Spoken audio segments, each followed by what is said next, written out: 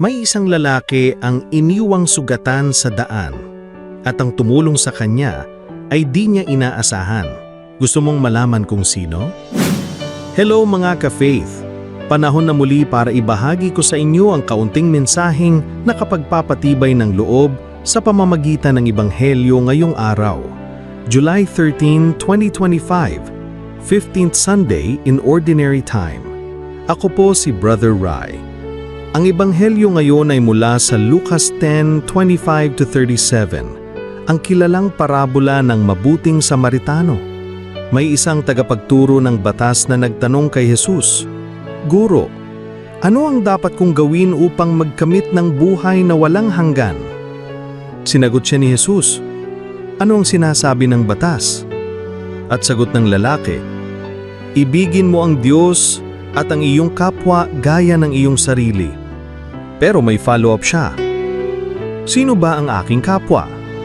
Kaya nagkwento si Jesus. Isang lalaki ang hinarang, ninakawan, binugbog, at iniwang sugatan. Dumaan ang isang pari, pero lumayo. Dumaan ang isang Levita, pero nagkumuwaring walang nakita. Pero dumaan ang isang Samaritano, na inaasahan mong lalampas lang din. Pero hindi. Siya ang tumigil, nagmalasakit, nagpagaling, at nag-alaga.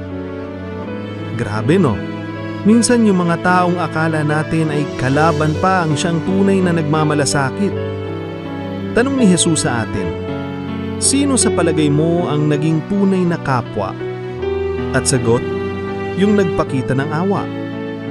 Kaya ang bilin ni Jesus, "Go and do likewise." Mga kadidisipulo, ngayong linggong ito, subukan nating maging tulad ng mabuting Samaritano. Hindi lang tayo dumaan kundi tumigil, tumulong at nagmalasakit.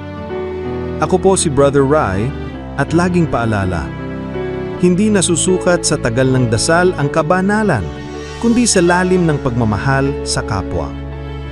Be a digital disciple, share Christ in every click. God bless.